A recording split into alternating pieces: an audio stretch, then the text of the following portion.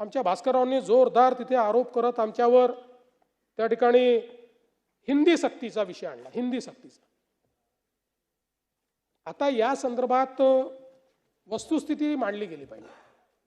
काय आहे ती? 21 सप्टेंबर 2000 म्हणजे जेव्हा न्यू एज्युकेशन पॉलिसी आली, न्यू एज्युकेशन पॉलिसी आल्यानंतर त्यावेळेस माननीय उद्धवसाहेब ठाकरे हे राज्याचे मुख्यमंत्री होते. 21 सप्टेंबर 2020ला मुख्यमंत्री महोदयांनी तज्ज्ञ समिती नियुक्त करण्याचा निर्णय घेतला या संदर्भात. आणि 16 ऑक्टोबर 2020ला राज्य सरकारने डॉक्टर रघुनाथ माशेलकर साहेब यांच्या अंतर्गत एक GR काढून एक टास्क फोर्स तयार केला. या समितीत कोण कोण होतं? तर विद्यापीठ अनुदान आयोगाचे माजी अध्यक्ष सुखदेव थोरात साहेब होते, कुलगुरू पेडणेकर होते, SNDTच्या कुलगुरू शशिकला वंजारी होत्या, डॉक्टर बाबासाहेब आंबेडकर मराठवाडा विद्यापीठाचे कुलगुरू प्रमोद येवले होते, माजी कुलगुरू डॉक्टर राजन वेळुकर होते, माजी कुलगुरू डॉक्टर विलास सपकाळ होते, प्रोफेसर GD यादव होते, माजी आपले DY पाटीलचे कुलपती विजय पाटील होते, श्री नितीन पुजार होते, डॉक्टर अभय वाघ होते, निरंजन हिरानंदानी होते, भारत आहुजा होते, देवीदास गोल्हार होते, सिनेट सदस्य मिलिंद साटम होते, शिक्षण तज्ज्ञ अजित जोशी होते. आणि हे नाव मी मुद्दाम सांगतो की हे महत्त्वाचं नाव आहे. शिवविद्या प्रबोधिनीचे संस्थापक विश्वस्त विजय कदम, जे म्हणजे आपल्या उद्धव ठाकरे साहेबांच्या सेनेचे उपनेते देखील आहेत, तेही या कमिटीमध्ये होते.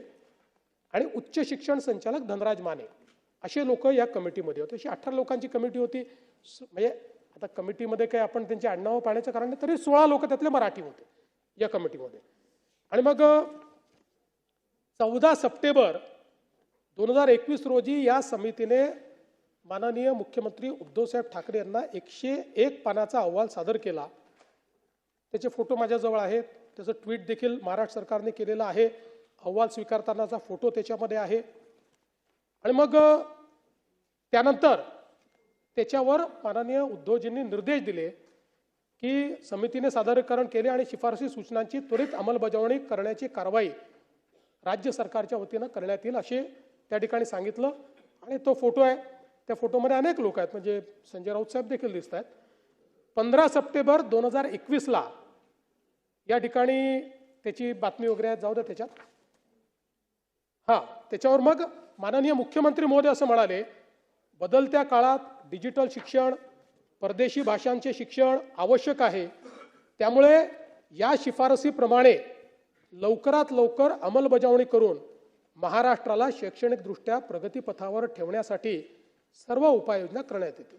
किती चांगलं त्यांनी सांगितलं. आणि मग आता अहवाल काय सांगतो, म्हणजे माझ्याकडे आहे सगळं, कॉपीज ठेवली आहे मी, आणि मग पुढची सगळी कॉपी आहे ती बाजूला ठेवून देतो. तर हा अहवाल काय सांगतो? मग या अहवालामध्ये एक भाषेचा उपगट होता. बरं, या उपगटामध्येही म्हणजे ज्यांना त्रिभाषा सूत्र वगैरे सगळं ठरवायचं होतं, या उपगटामध्ये कोण होतं? शिवविद्या प्रबोधिनीचे संस्थापक विश्वस्त आणि बाळासाहेब ठाकरे IAS अकॅडमीचे श्री विजय कदम, जे अर्थातच शिवसेना उद्धव ठाकरे गटाचे उपनेते आहेत. आता शिफारस काय आहे? मुद्दा क्रमांक 8.1, इंग्रजी आणि हिंदी भाषा ही दुसरी भाषा म्हणून पहिल्या वर्गापासून लागू करण्यात यावी.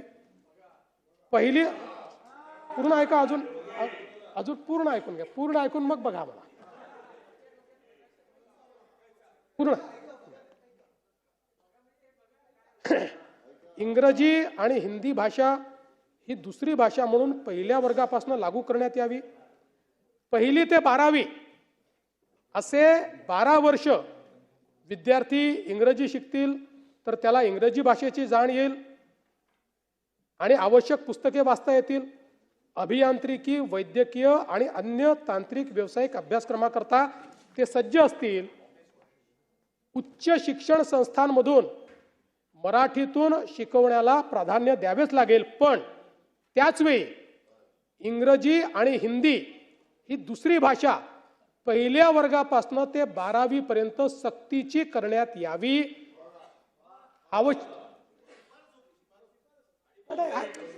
पूर्ण एक आणि मी आहे ना बाबा, थांबा ना. कृपया कृपया सगळे शांतता ठेवा. ते डिस्टर्ब होणं साहजिक आहे. तुम्ही कशाला डिस्टर्ब होताय? नाही आपले हा नाही नाही. तर त्यावेळी मग पुन्हा सांगतो, इंग्रजी व हिंदी ही दुसरी भाषा पहिल्या वर्गापासून 12वी पर्यंत सक्तीची करण्यात यावी. आवश्यकता भासत असेल तर महाविद्यालयीन शिक्षणाच्या 3 किंवा 4 वर्षाच्या पदवी अभ्यासक्रमामध्येही इंग्रजी आणि हिंदी सक्तीची करावी.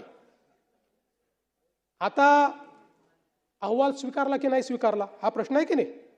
आता अहवाल होता, बरोबर आहे. 14 सप्टेंबर. आता मी जयंतरावांना विचारतो, सगळ्यात सिनियर असल्यामुळे. जयंतराव, अहवाल स्वीकारायचा असेल तर कोण स्वीकारेल? मंत्रिमंडळ ना, दुसरं तर कोणी नाही स्वीकारू शकत. 14 सप्टेंबर 2021 रोजी हा अहवाल सादर झाल्यानंतर तो 20 जानेवारी 2022 रोजी मंत्रिमंडळापुढे आला. आता त्याचं इतिवृत्त मी घेऊन आलोय.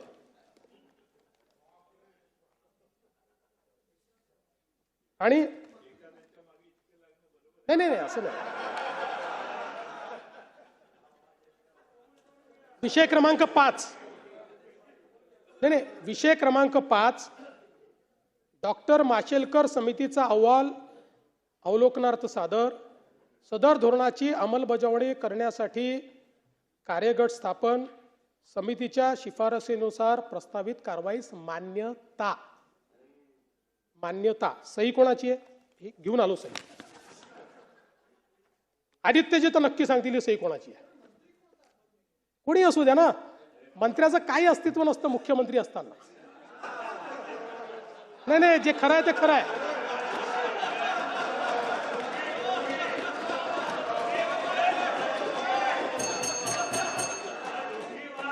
तुम्ही तुम्ही तुम्ही तुम्ही वेगळ्या पद्धतीने आनंदित होताय, पण मी सत्य तुम्हाला सांगतो की जेव्हा एखाद्या कॅबिनेटमध्ये मुख्यमंत्री असतात त्यावेळेस मुख्यमंत्रीच सर्वेसर्वा असतात, इतर कोणी नसतो.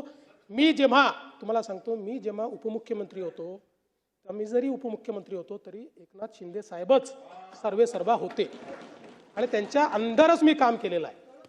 हा, तर पुन्हा एकदा, त्यामुळे डिस्टर्ब होऊ नका. त्यामुळे सही कोणाची आहे? बरं, ते सोडून द्या. नाही, इथे संपत नाही. एक मिनिट असं नाही. थांबा जरा. हा, त्याच्यानंतर त्याच्या पुढच्या आठवड्यात मिनिट्स फायनलायझेशनला येतात. पहिले आपण मान्यता देतो, मग काही आपलं राहिलं असेल, चुकलं असेल तर सुधारण्याची आपल्याला संधी असते. ती संधी आपल्याकडे होती. ती संधी परत बघा तुम्ही. तीच सही आहे. मिनिट्सवर सही आहे. म्हणजे काय स्वीकारलं राज्याने हे लक्षात घ्या. आणि या राज्यामध्ये भुजबळ साहेब, तुम्ही तर इतके सिनियर आहात, सगळ्यात सिनियर आहात, 85 पासून आहात. मंत्रिमंडळापेक्षा मोठा कोणीही नाही, मुख्यमंत्री नाही. ते मंत्रिमंडळ काय स्वीकारतंय? इंग्रजी आणि हिंदी ही दुसरी भाषा पहिल्या वर्गापासूनच 12वी पर्यंत सक्तीची करण्यात यावी, ही शिफारस माननीय उद्धवजी ठाकरेंच्या मंत्रिमंडळाने स्वीकारली. आता त्याचे पुढे जाऊन सांगतो, एकदा मंत्रिमंडळाने एखादी गोष्ट स्वीकारल्यानंतर GR काढण्याकरता मंत्र्याकडे जातं का? नाही जात. एकदा, कारण मंत्रिमंडळामध्ये GR सहित आपण मान्यता देतो, त्यानंतर त्याची कारवाई खाली होते सगळी. तशा पद्धतीनं तुम्ही जे काढलं होतं, आमचं सरकार आलं तरी ते आमचे अधिकारी कदाचित हुशार असतील, त्यामुळे त्यांनी 1ली ते 12वी असं कुठेही सक्तीचं काढलं नाही. त्यांनी 1लीपासनं हिंदी शिकवण्यात यावी याचा आधार घेऊन त्रिभाषा सूत्राचा GR काढला. आणि आम्हाला काय ठोकला, म्हणजे मला कधी कधी आश्चर्य वाटतो की सगळं आपण करून, म्हणजे करून सरून भागले देवपूजेला लागले.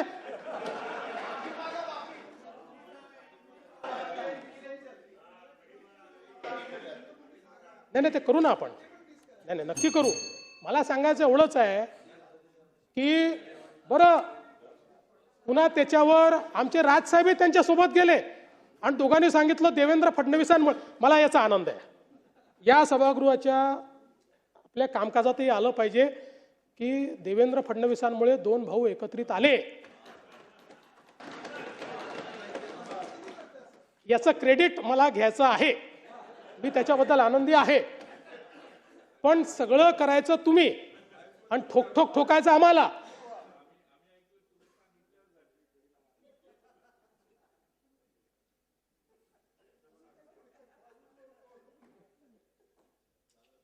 काही गोष्टी या दालनाच्या तिथल्या चर्चेच्या असतात. आणि म्हणून पुन्हा एकदा सांगतो, या राज्यामध्ये सक्तीची, आमच्या राज्यात तुम्ही काही निर्णय घ्या, आमच्या राज्यामध्ये सक्तीची फक्त मराठी.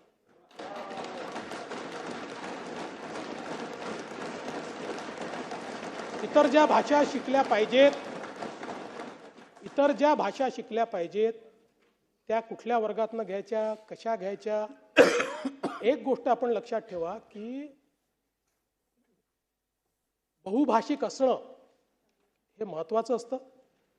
वेगवेगळ्या भाषा शिकल्याने मेंदूचा विकास देखील जास्त होतो, जगामध्ये आपण रेलेव्हंट राहतो.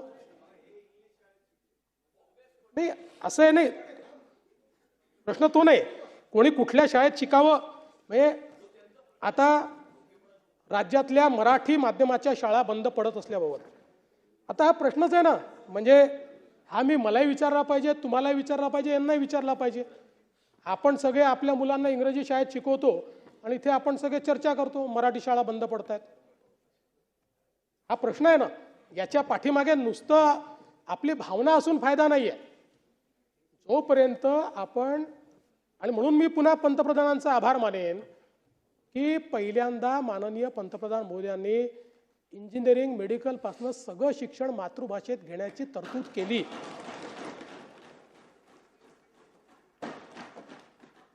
नाहीतर मग कशाला कोणी मराठी शिकेल, कशाला कोणी आपली मातृभाषा शिकेल. आणि म्हणून हे जे काही पुरे हे आकडे इतक्या कॉन्फिडेंटली येतात कुठून मला समजत नाही. 2000 मराठी शाळा बंद करणार, 65,000 मराठी शाळा बंद पडल्या. मी आकडेवारीच घेऊन आलोय. आता आपण जर बघितलं तर या ठिकाणी आपल्याकडे ज्या काही शाळा होत्या त्या शाळांचा जर आपण एक विचार केला तर त्या शाळा कुठेही बंद पडलेल्या मला दिसत नाही. मराठी शाळा थोड्या काही बंद पडल्या असतील, पण एकूण आपण जर बघितलं तर आजही आमच्याकडे 84% शाळा ज्या आहेत या मराठी माध्यमाच्या आहेत. आणि या शाळांमध्ये एकूण 70% विद्यार्थी हे आमचे शिकतायत. जवळपास 16,000 शाळा त्यातल्या अर्थसहाय्यित आहेत, स्वयंअर्थसहाय्यित आहेत. आणि इंग्रजी शाळा ज्या आहेत त्याच्यामध्ये 65 लाख विद्यार्थी या ठिकाणी शिकतायत. आपला प्रयत्न आहे शेवटी मराठी शाळा ज्या आहेत या मराठी शाळांसोबत आपण मागे आपल्या सरकारने निर्णय घेतला की इंग्रजी देखील आपण शिकवू, जेणेकरून लोक मराठी शाळेतनं बाहेर पडणार नाहीत.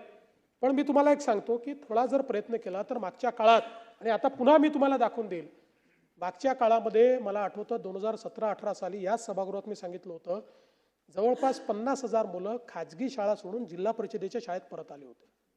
त्यामुळे आपण जर आपल्या शाळांचा दर्जा नीट ठेवला तर आजही लोकांची आपल्या शाळेमध्ये येण्याची इच्छा आहे.